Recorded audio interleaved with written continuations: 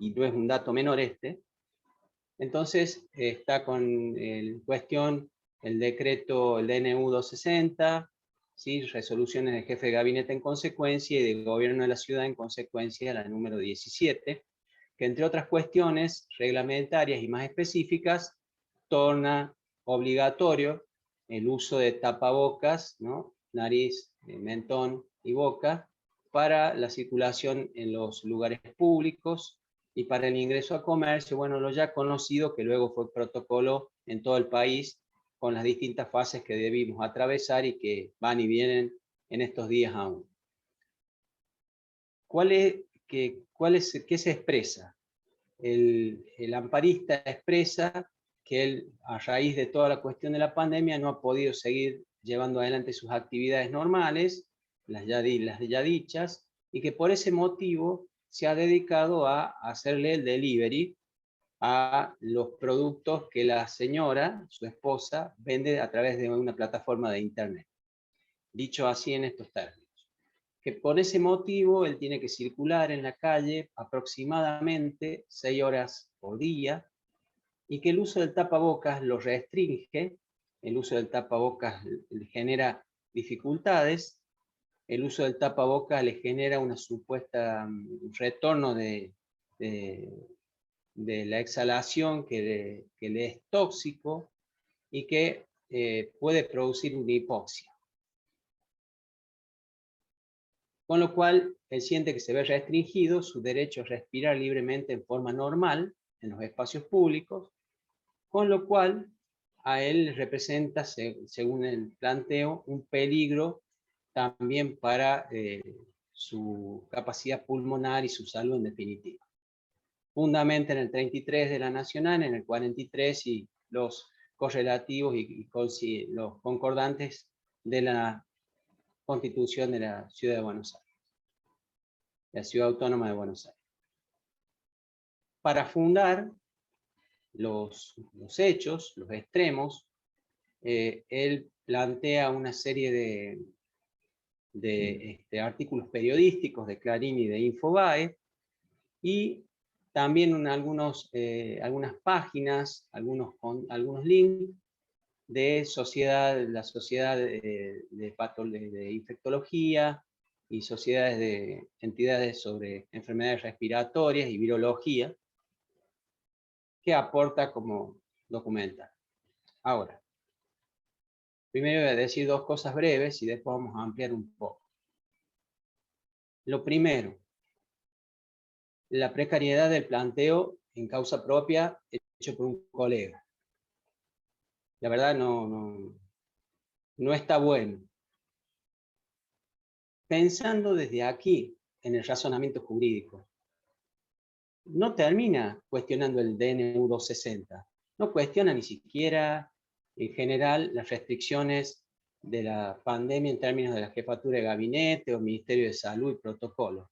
Cuestiona solamente la utilización del barbijo. Entonces, como argumentación, yo creo que debiera de haber venido más atrás, lógicamente, ¿no? Entonces, en la argumentación me resulta un poco demasiado precario.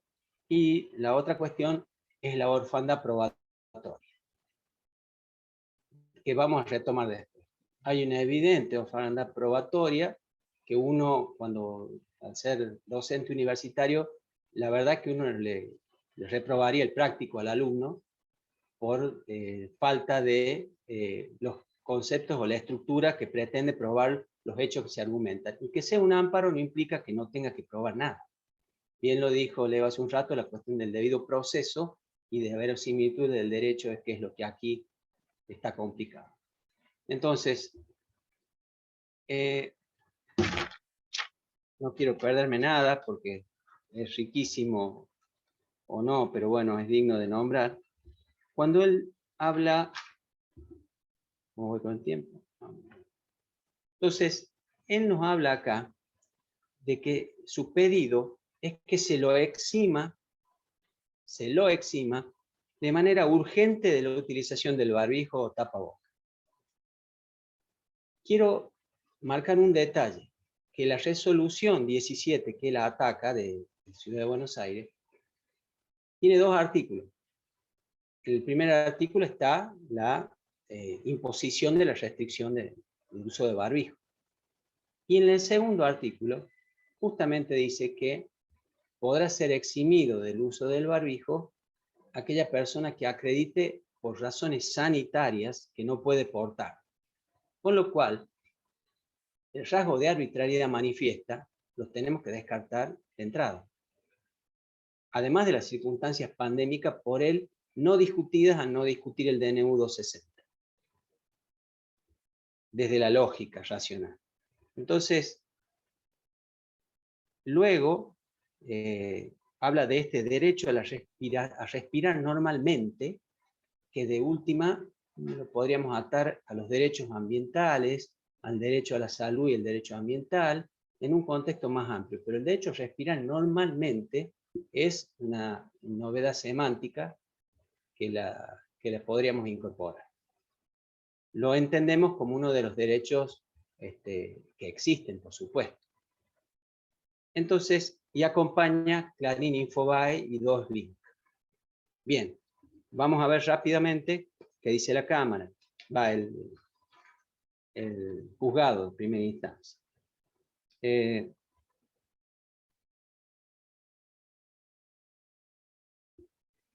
Básicamente, para no repetir lo de Leo, básicamente dice que no puede considerarse acreditada la verosimilitud. Estoy acortando camino para no quitar tiempo. ¿Por qué no la considero acreditada la verosimilitud?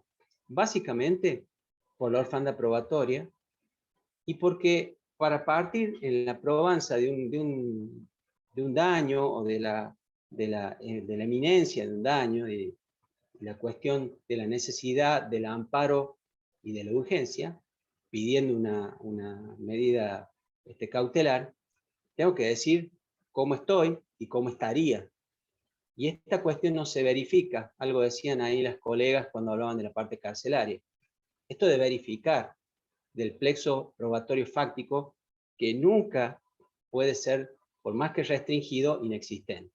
Entonces, este buen señor colega, profesor de karate y comerciante, no logra aportar nada que nos hable de cómo a él se le va a generar, o la tiene, o se le va a generar seguramente, sin duda, con verosimilitud suficiente, una hipoxia que lo lleve a consecuencias más gravosas que contagiarse un COVID. Y ahí es donde está el título de la charla. El título de la charla, de esta breve exposición, que son las tensiones entre los derechos singulares y el derecho general, de la salud pública y las restricciones en los derechos individuales, tan remanida y tan conversada. Libertario, no libertario, sanitarista, no sanitarista. Ahora, él funda su petición en el 33 y en el 43. No acredito qué personería tiene más que la propia, pero bueno, en el 43 está ahí en torno de la cuestión de los derechos que son comunes también, y nos lleva a la lógica constitucional ahí. Y cuando yo transito mi derecho particular a no llevar barbijo, la cuestión que estoy abarcando, que lo dice el fallo, es una cuestión muy importante, tal es la que el asintomático contagia, o que algún irresponsable contagia. De todas maneras, entonces, mi derecho individual choca con el derecho individual del otro de no ser expuesto indebidamente a un contagio por la negligencia de alguien que debe usar un dispositivo preventivo como es el barbijo. Y tomadas estas 2 cuestiones nos llevan a la razón pública y a la finalidad superior, que es la finalidad de la salud pública, cuidar la salud pública, como política de Estado que en cuanto al Estado abarca sus 3 funciones. Desde allí se lo entiende también. Entonces, continuando con el fallo, pone un especial párrafo en la prueba que se pretende aportar, porque habla de lo que la OMS dice, la OPS dice, el Ministerio de Salud de Nación dice, y entonces se habla de una relativa dificultad en el manejo de la información por la por la falta de conocimiento que a esa fecha se tenía todavía de algunas cuestiones. Pero también dice, deja al descubierto que lo que pretendía el amparista era básicamente un poco manipular esa supuesta nube en la información, esa supuesta neblina sombría en la información, para pretender simplemente que no llevar el barbijo, nada más. Es la única finalidad. Ahora, como me queda poco tiempo, era lo que me interesaba decir. Lo otro ya lo dijo Leo. Lo que me parece preocupante, por un lado, como primera cuestión, que ya lo dije, que se trate de un colegio. Y esto por una cuestión, llámenle corporativa, pero es preocupante. Y lo más también que me preocupa, que también lo hablaba el doctor Ibarra muchas veces, lo escuché y me parece brillante como lo expresa, no solamente Ibarra, sino muchos colegas, es esta cuestión del manejo de la información. Yo no puedo pretender dotar de fuerza probatoria y de eficacia probatoria a cualquier tipo de reservorio informativo o de noticia periodística. Porque las consecuencias en el ámbito pandémico y en el ámbito sanitario son muy graves.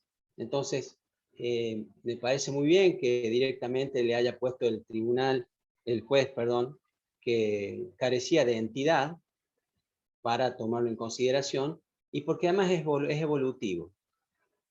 Entonces, me parece, hay más para decir, pero queda un minuto, entonces vamos a precisar. Primero, preocupante la presentación, por su manera, preocupante la falta de precisión, no dijo en qué iba, no dijo si iba solo, si llevaba una cajita chiquita o 20 paquetes grandes, no dijo nada.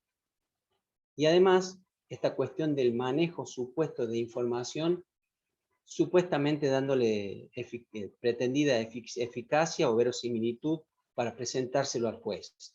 Me parece muy bien que se ponga claro sobre oscuro, y que el debido proceso como principio general sea respetado, porque no todo es lo mismo, y como dijo Leo, a veces si no las consecuencias son mucho más dramáticas en una pandemia como esta.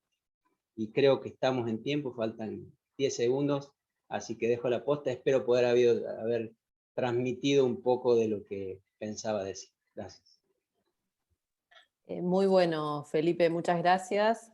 Bueno, les agradecemos a los cuatro porque han estado, la verdad que han sido muy respetuosos de este tiempo, y cada uno desde un enfoque diferente. Me llamó la atención lo de que había sido, digamos, los pedidos de Bahía Blanca rechazados todos unánimemente, cuando uno a veces pensaría que no, porque vemos en la prensa otras cosas, ¿no? Así que muy interesante el aporte. Después, desde lo procesal, me llamó la atención lo del 0800, que interesante se planteó ese reclamo de acceso, justamente, ¿no? Tan claro como un teléfono. Y Felipe, en tu caso, debo decir que me llamó la atención tu tono crítico de la presentación, pero que también a veces es necesario en cuanto a hacerlo desde un tono de elevar la calidad de nuestro trabajo, ¿no? Porque cuanto más estudiemos, más estemos aquí en espacios como este que nos propone Marisa desde el observatorio, y trabajemos en conjunto por escribir y plantear los reclamos cada día mejor, eso redunda también en un mejor acceso, en una mejor atención de la salud, en todos los aspectos. No sé si hay alguna pregunta, ahora la vamos a ir mirando, y si no, Marisa, te doy unas palabras de cierre, voy mirando mientras el chat.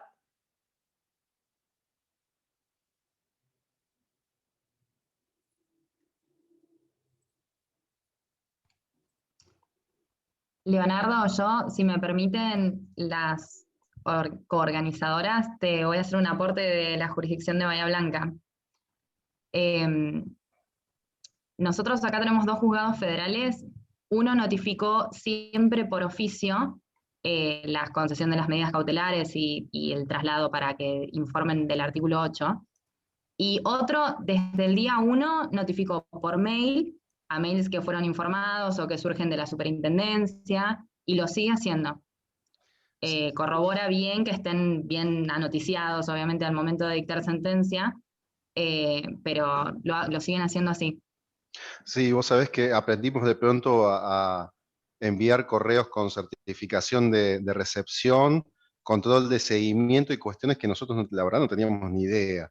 Pero cómo acreditar, tuvimos que aprender muchos colegas cómo acreditar la recepción de un correo electrónico y de dónde sacar, mira, yo te digo en mi experiencia personal, me pasó con una empresa de medicina prepaga que no tenía registrado su correo electrónico en la Superintendencia de Servicios de Salud, en la página web tampoco aparecía, y tuve la locura de, tenía un WhatsApp en la página web, les hice una pregunta, ¿tengo que mandar un oficio judicial por un juicio, sin decir qué era? Me pusieron el mail institucional, hice captura de pantalla y con eso acredité en plena pandemia al amparo de salud. No es muy ético de mi parte, pero bueno, tuve que hacerlo. Yo creo que, lamentablemente, como vos decís, Agostina, yo creo que algunos juzgados están volviendo a requerir el informe de artículo 8 mediante el oficio tradicional que todos hacíamos, y ahí es donde el trabajo del colega va a ser marcarle el contexto de vulnerabilidad en el caso en particular. Léase algo muy común en el interior, que la obra social no tiene oficina en la provincia o en la ciudad, es muy común acá en el interior, todos lo saben, o la situación de vulnerabilidad porque no hay internet, no hay 0800, perdón, sí hay 0800, pero no, por ejemplo, no hay transporte. Algo que muchos acá en el interior saben, que no hay transporte interurbano, o es muy escaso, entonces hay que marcarle el contexto al juez para posibilitar la implementación de estas herramientas afortunadas que nos trajo la pandemia. Sí, nos volvimos inventivos, pero en algunos casos estaría bueno que quede. Sí, me parece que algo que siempre hemos marcado es la necesidad de sentencias de las cámaras o guías o protocolos para marcar cuándo se hace una audiencia en forma virtual o mixta, cuándo se manda un oficio, ciertas pautas para que no cada juzgado no tenga su librito, o marcar un poquito la cancha. Es algo a futuro, me parece que va a ser un proyecto a futuro muy interesante, pero algo que le tengo que agradecer siempre a Marisa y a todo el equipo de la UBA, porque saben que soy egresado de la UBA, es que me enseñó lo novedoso, lo interesante y lo dinámico que es el derecho a la salud. Eh, Todos los días hay jurisprudencia nueva, y eso es entretenido para los fans de esta rama del derecho. Muchísimas gracias a ambos por sus comentarios. Ana, estábamos por leer los comentarios, ahí yo estaba silenciada, por eso gracias por avisarme.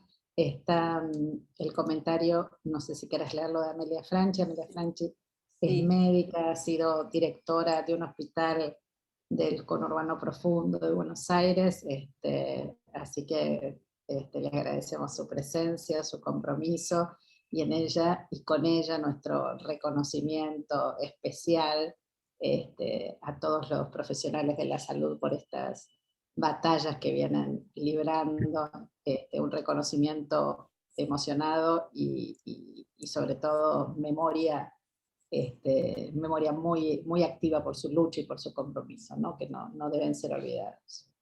Gracias, Marita, no los puedo ver, pero sí escuchar, un beso y un abrazo enorme, realmente es muy emotivo escucharte. Gracias. Respecto a mi comentario, es que yo estoy trabajando un poco en contexto de encierro en el penal de San Martín, y bueno, hemos visto situaciones muy complejas en cuanto a la salud y en cuanto a esto que contaban, ¿no? De Bahía Blanca, donde la vulnerabilidad de sus patologías, que muchas veces no son tantas ni tienen tantas estudios complementarios, porque no existen muchas historias clínicas ni mucho seguimiento, ¿no? Es un tema que se va arrastrando, digamos, de antes, ¿no? Pero lo que sí se pudo ver es la salud mental de los privados de su libertad, donde se ha sumado a esta pandemia, que es un poco el comentario que hago, ¿no?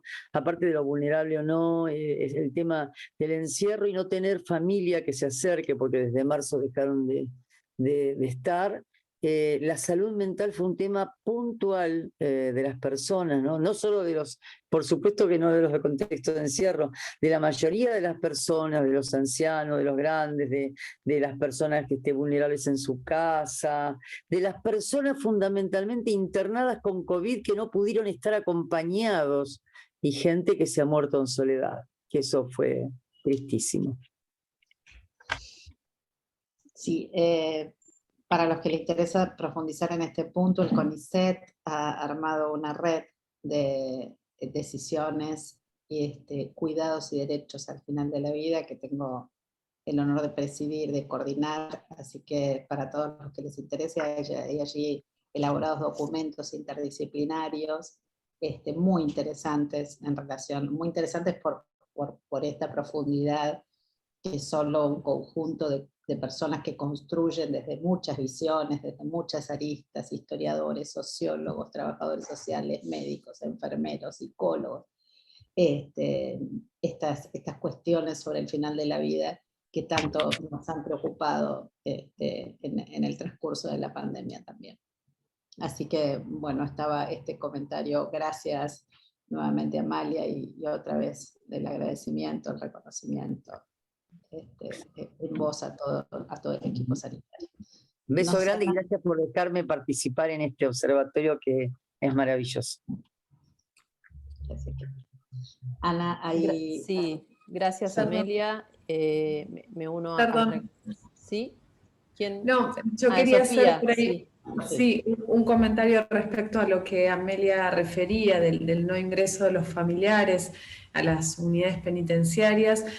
Nosotros cuando estudiábamos el tema, por eso hicimos la referencia, hacíamos el símil con los geriátricos y también la prohibición, en cierta manera, del ingreso también de los familiares, los geriátricos, y en el entendimiento de que esto... así, tanto como en los geriátricos como en las unidades penitenciarias, no previno que no hubiera contagios internos, básicamente porque las personas que ingresaban a trabajar ingresaban y salían, y eso hacía que igual hubiera contagios. Analizábamos la cuestión desde la compañía, más que nada de los adultos mayores, el no poder ver por tantos meses a sus familiares. Considerábamos que igual desde ese punto esas medidas tomadas ante el desconocimiento no fueron totalmente efectivas en el plano de la salud mental. Y bueno, y por ahí lo que comentaba también Amalia, del hecho de las personas de morir en soledad, a mí me toca contarlo desde la experiencia personal del hospital donde trabajo, que es un hospital municipal, y desde el comienzo permitimos el ingreso a familiares y a cuidadores de pacientes con COVID, previa instrucción a cada uno de ellos de cómo ponerse, cómo sacarse los EPP, de hacerlos firmar una declaración, de enviarles videos, de instruirlos para que pudieran estar acompañados, y nos resultó maravilloso las experiencias. Y no tuvimos más contagios porque ingresaron los familiares. Solo eso quería comentar. Y yo te agrego un chiquitín. No me maten, Ana y Marisa. Recapitulando para con los privados de su libertad, es verdad lo que decís, Amelia, de la situación de poca historia clínica y pocos análisis, y que cuesta que el interno tenga acceso al hospital, y cuesta que le consigan un turno, y hay habeas corpus por turnos, y ahora también hay habeas corpus. Muchos vimos acá en la jurisdicción por turnos de salud mental, que el hospital devuelve y dice, no, estamos saturados, estamos en pandemia. Obviamente es toda una situación muy particular, pero... Es un circuito, un círculo. Totalmente, pero también remitiéndome a lo que decía Felipe, los jueces, si no tienen elementos para fallar, es como que no podemos, no pueden inventar consideraciones o qué sé yo, empatizar, más allá de que todos sabemos en la situación en la que se encuentran ellos y en la que nos encontramos todos hace un par de meses también, que todos quedamos marcados por toda esta experiencia. Pero bueno, es difícil compatibilizar todas estas situaciones y circunstancias para la justicia. Bien, les agradecemos enormemente. Veo que están consultando por el repositorio de fallos, ya hemos cargado, está todo allí en el observatorio. Fuimos recopilando y todo del martes pasado y de hoy, ya está todo allí subido. La página es la del observatorio. Y les acabo de copiar el link aquí abajo, ¿eh? Ahí está nuevamente, observatoriodelasalud.blogspot.com. Si quieren, les muestro ahora, a ver si puedo acá, sí. Allí, esta es la página donde van a acceder y está el enlace donde está el logo mismo del flyer de la actividad, ciclo de actualización en jurisprudencia, bueno, allí lo vemos. Entonces, bueno, felicitarlos una vez más porque además en el chat hay un montón de felicitaciones para todos por las exposiciones. Agradecerles.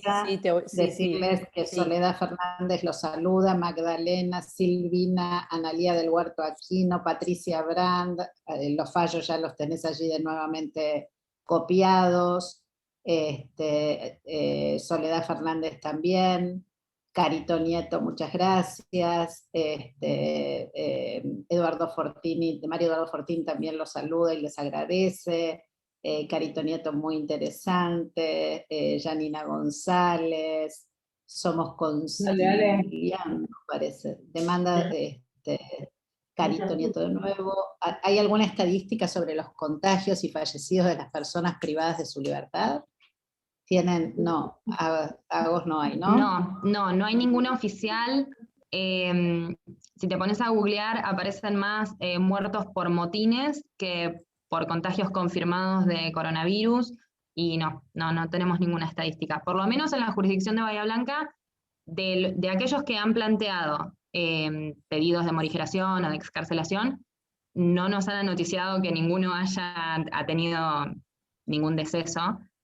Por eso lo deslicé en algún momento en la charla, pero no hay estadísticas oficiales.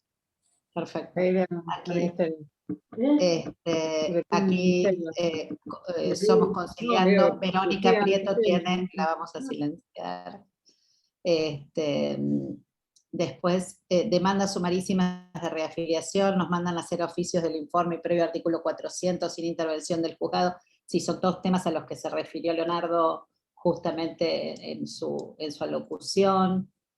Andrea Catanzaro les agradece, Patricia Picadacci también, felicitaciones por las exposiciones, Magdalena, buenísimo, Alejandra Calabrese, gracias, Soledad Fernández, gracias a la doctora Franchi, un placer escuchar estas voces de todo el país, Eduardo Martín Balián, felicitaciones, brillantes ponencias, Sebastián Benítez, muchas gracias por escuchar muy buenas exposiciones, Andrés Almada, excelentes exposiciones, Rolando Pinchetti, gracias a todos, Miriam Celeal, desde Resistencia, muchísimas gracias. Así que bueno, hemos Felipe, conseguido... Perdóname Marisa, pero Felipe levantó la mano y no sé si quiere hacer alguna intervención. Felipe, ¿levantaste la mano, Felipe, o no? Sí. Bueno, todo suyo. Estaba silenciado. 20 segundos. ¿Cómo no? Tomé lo que me dijo Ana del tono crítico y lo es voluntariamente, pero desde una persona que cursó el COVID, que lo cursé con mi familia, me parece que nuestra oportunidad también es aportar desde la búsqueda de la equidad, desde la solidaridad, desde la empatía, todos principios que informan el derecho de salud también, este principio de prevención también para con la justicia y funcionar como verdaderos auxiliares de la tarea de hacer justicia con equidad, me parece que es una de las cuestiones más edificantes y de los aportes también muy grandes que podemos hacer desde la corporación de los abogados en toda esta época, como el aporte que se hace desde el profundo estudio que hace el grupo de Marisa y todos los esfuerzos que se hacen por ordenar un poco la cancha. Me parece que en el día a día el colega debe comprender cuál es su rol en esta época que no es igual a las otras épocas. Entonces, desde ahí es la apreciación, no por una cuestión de maestro Ciruela, sino por una cuestión de que tomemos conciencia de nuestro rol social. Nada más, gracias. Excelente, Felipe, muchísimas gracias. Y para cerrar, hay una pregunta para Leonardo sobre la notificación por correo electrónico con aviso de recepción. ¿Lo indicaba el juzgado o fue resuelto por el profesional para acreditar el diligenciamiento? Mira, yo lo que he visto en que vos te ordenan mandar, primero tenés que denunciar el correo electrónico y después en el mismo proveído muchos juzgados han solicitado que acredites el diligenciamiento. Esto abre, también conecto con lo que decía recién Somos Conciliando, que es Alan Gobato, que se olvidó de cambiar el ID, es el tema de las nulidades. Algo que trae acá, que todavía no lo he visto, pero sí es altamente probable, posible y altamente probable, es el tema de las nulidades por estas herramientas tecnológicas. Vos tenés que acreditar el diligenciamiento y si no acreditas con una certificación de recepción o de seguimiento, perfectamente la otra parte podría interponer una nulidad diciendo que nunca lo recibió.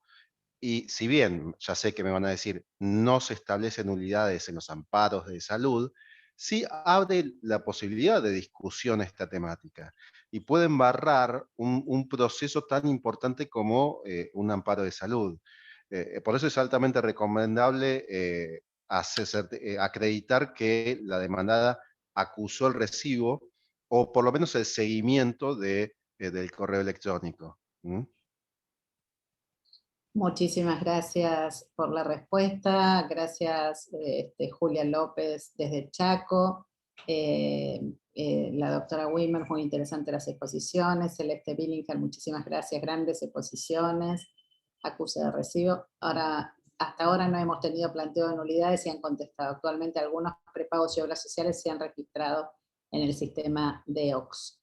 Y sí, nos ha pasado de recibir planteos de nulidad de notificaciones. Excelente, gracias, Leonardo. Así que hemos terminado, hemos respondido a todos, y ahora sí, les recordamos una sola cosa por las dudas. Si, hay gente que ingresa con sin identificación, galaxies, números de teléfonos. Les pedimos por favor que se identifiquen con los nombres con los que han sido admitidos por el correo, porque esa es la lista que tenemos autorización para abrir para la admisión. Así que bueno, esto para el próximo martes. Anita Díaz. No, simplemente recordarles eso, que el próximo martes seguimos con la tercera jornada sería, y luego nos queda una más que sería el cierre. Y bueno, recordarles eso y que busquen el material allí donde Marisa señalaba el enlace del observatorio.